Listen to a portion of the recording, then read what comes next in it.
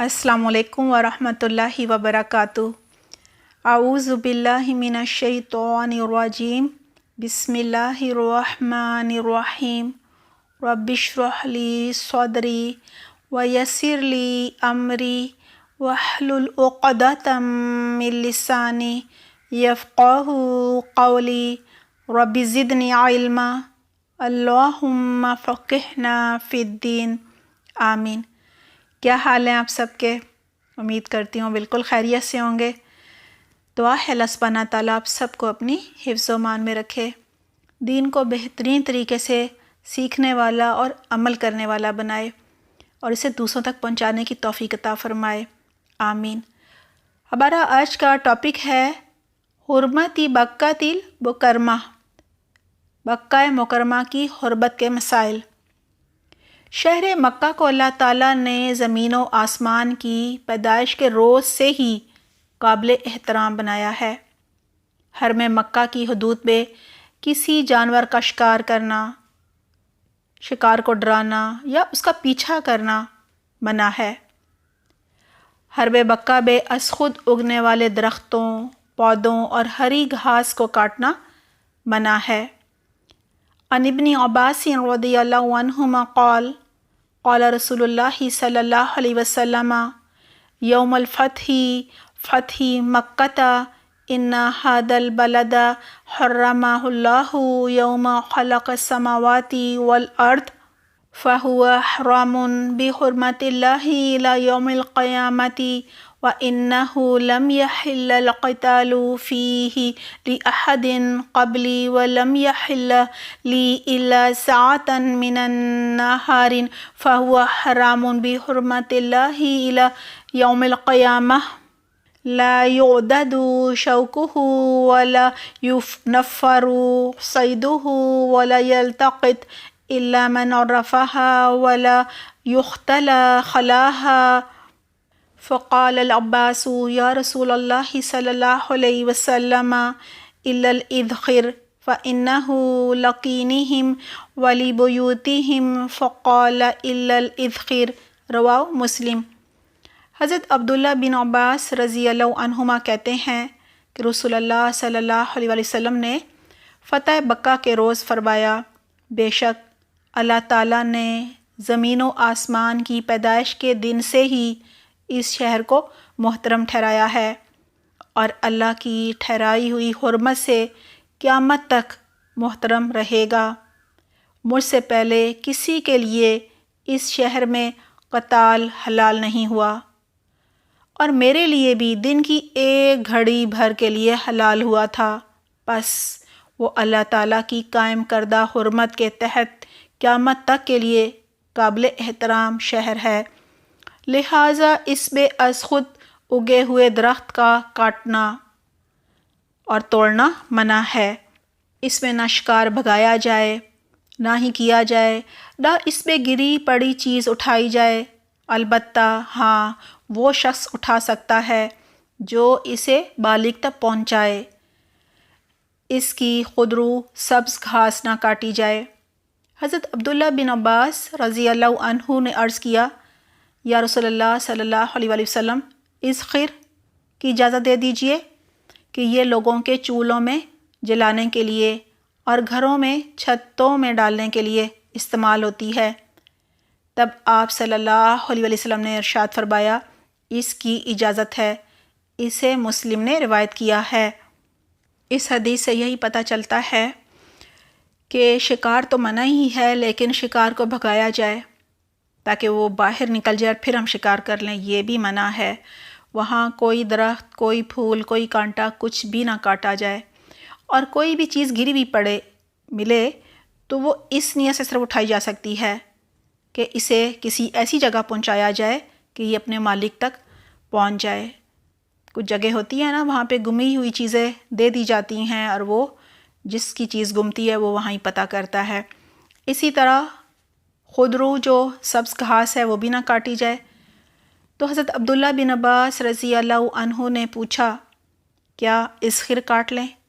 کیونکہ چولہوں میں بھی جلائی جاتی ہے، گھروں کی چھتوں کے اوپر بھی ڈالی جاتی ہے، کیونکہ اس سے خوشبو آتی ہے جیسے کہ بخور وغیرہ ہوتا ہے، تو آپ صلی اللہ علیہ وسلم نے اس کی اجازت دے دی۔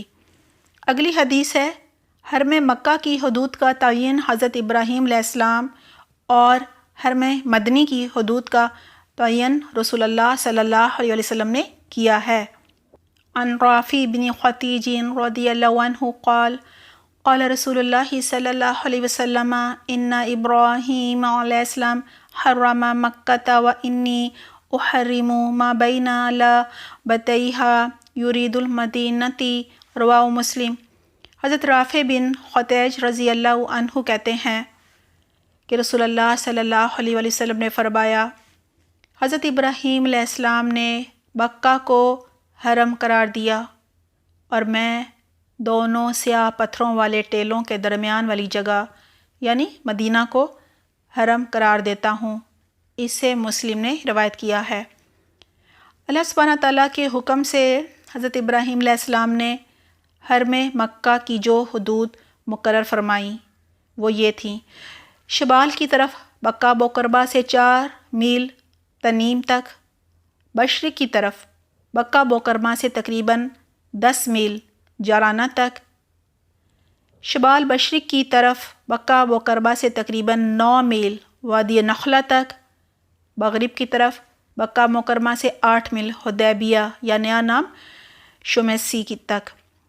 حکومت علامت کے طور پر چاروں سمتوں میں مذکورہ مقامات پر جن کا بھی ذکر ہوا ہے سفید ستون بنائے ہیں، یہ پہچان ہے۔ اگلی حدیث ہے، مکہ مکرمہ اللہ تعالیٰ اور اس کے رسول صلی اللہ علیہ وسلم کا محبوب ترین شہر ہے۔ عن عبداللہ بن عدی بن حمراء الزہدی رضی اللہ عنہ قال رأیت رسول اللہ صلی اللہ علیہ وسلم واقفا علی الحزورۃ فقال واللہ انکی لخیر ارض اللہ وحب ارض اللہ الی اللہ ولولا انی اخرجت منکی ما خرجت، رواہ ترمذی۔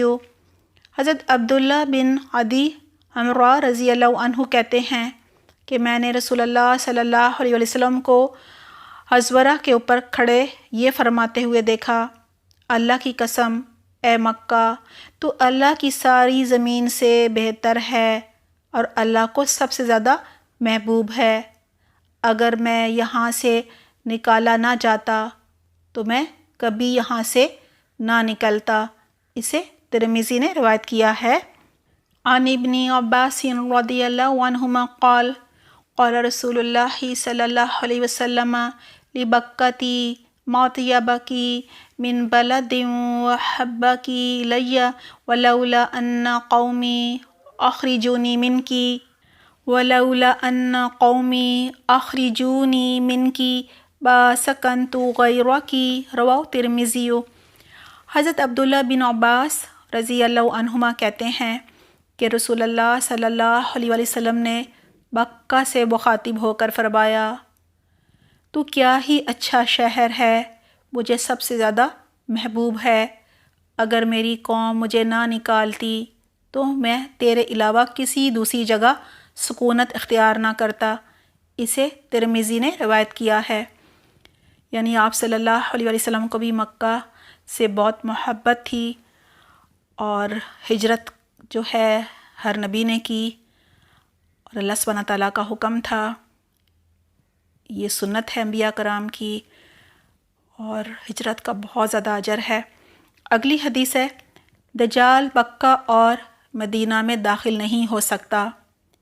عن انس بن مالک رضی اللہ عنہ قال قال رسول اللہ صلی اللہ علیہ وسلم لیس من بلد الا سیتعو الدجال الا مکہ والمدینہ ولیس نقب من انقابها الا علیہ الملائکۃ صافین تحرسها، رواہ مسلم۔ حضرت انس بن مالک رضی اللہ عنہ کہتے ہیں کہ رسول اللہ صلی اللہ علیہ وسلم نے فرمایا، کوئی شہر ایسا نہیں ہے جس میں دجال کا گزر نہ ہو سوائے مکہ اور مدینہ کے۔ ان کے تمام راستوں پر فرشتے صف در صف پہرا دے رہے ہیں۔ اسے مسلم نے روایت کیا ہے۔ اگلی حدیث ہے، مکہ مکرمہ میں بلا ضرورت ہتھیار لے کر چلنا منع ہے۔ عن جابر رضی اللہ عنہ قال سمعت رسول اللہ صلی اللہ علیہ وسلم یقول لا یحل لأحدکم ان تحمل بمکۃ السلاح، رواہ مسلم۔ حضرت جابر رضی اللہ عنہ کہتے ہیں، میں نے نبی اکرم صلی اللہ علیہ وسلم کو فرماتے ہوئے سنا ہے کہ کسی شخص کے لیے مکہ بے ہتھیار اٹھانا جائز نہیں۔ اس سے مسلم نے روایت کیا ہے۔ اگلی حدیث ہے، مکہ مکرمہ کی مسجد الحرام میں ایک نماز ادا کرنے کا ثواب 1,00,000 نماز کے برابر ہے۔ عن جابر رضی اللہ عنہ قال قال رسول اللہ صلی اللہ علیہ وسلم صلاۃ فی مسجدی افضل من 1000 صلاۃ فی ما سواہ الا المسجد الحرام وصلاۃ فی المسجد الحرام افضل من 100,000 صلاۃ فیہ سواہ، رواہ احمد۔ حضرت جابر رضی اللہ عنہ سے روایت ہے کہ رسول اللہ صلی اللہ علیہ وسلم نے فرمایا، میری مسجد میں نماز ادا کرنے کا اجر دوسری مساجد کے مقابلے میں 1000 گنا زیادہ ہے، سوائے مسجد حرام کے، اور مسجد حرام میں ایک نماز کا ثواب دوسری مساجد کے مقابلے میں 1,00,000 گنا زیادہ ہے۔ اسے احمد نے روایت کیا ہے۔ لیکن اس کا یہ مطلب بالکل نہیں ہے کہ کوئی نمازیں پڑھے ہی نہ اور پھر پورے سال کی نمازیں وہ ایک دفعہ مسجد حرام میں جا کے نماز پڑھ لے اور کہے کہ سب پوری ہو گئیں۔ اگلی حدیث ہے، دنیا میں سب سے پہلے مکہ مکرمہ کی مسجد حرام تعمیر کی گئی۔ عن ابی ذر رضی اللہ عنہ قال قلت یا رسول اللہ صلی اللہ علیہ وسلم ای مسجد ودیا فی الارض اول؟ قال المسجد الحرام۔ قلت ای ثم ای؟ قال المسجد الاقصی۔ قلت کم بینہما؟ قال 40 سنة وأینما ادرکتک الصلاة فصلی فہو مسجد، رواہ مسلم۔ حضرت ابو ذر رضی اللہ عنہ کہتے ہیں، میں نے عرض کیا، یا رسول اللہ صلی اللہ علیہ وآلہ وسلم، زمین پر سب سے پہلے کون سی مسجد تعمیر کی گئی؟ آپ صلی اللہ علیہ وآلہ وسلم نے ارشاد فرمایا، مسجد حرام۔ میں نے عرض کیا، اس کے بعد کون سی؟ آپ صلی اللہ علیہ وآلہ وسلم نے ارشاد فرمایا، مسجد اقصی۔ میں نے عرض کیا، ان دونوں کی تعمیر کے درمیان کتنا عرصہ حائل ہے؟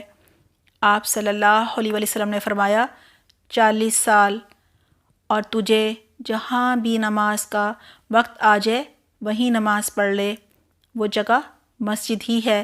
اسے مسلم نے روایت کیا ہے۔ اگلی حدیث ہے، مکہ مکرمہ کی مسجد الحرام نماز کے ممنوع اوقات سے مستثنیٰ ہے۔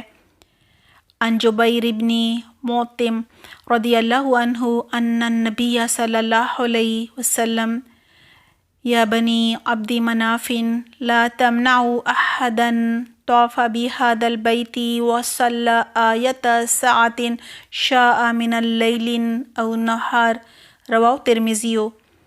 حضرت جبیر بن مطعم رضی اللہ عنہ سے روایت ہے کہ نبی اکرم صلی اللہ علیہ وآلہ وسلم نے فرمایا، اے بنو عبد مناف، بیت اللہ شریف کا طواف کرنے اور نماز پڑھنے سے کسی کو منع نہ کرو، خواہ دن اور رات کا کوئی سا وقت ہو۔ اسے ترمذی نے روایت کیا ہے۔ یعنی مسجد حرام جو ہے وہاں 24 گھنٹے نماز ہو سکتی ہے اور طواف ہو سکتا ہے، وہاں کسی بھی گھڑی منع نہیں ہے طواف کرنا۔ اللہ سبحانہ تعالیٰ ہمیں بہترین عمل کی توفیق عطا فرمائے۔ سبحانک اللہم و بحمدک نشہد ان لا الہ الا انت نستغفرک و نتوب الیک۔ والسلام علیکم ورحمۃ اللہ وبرکاتہ۔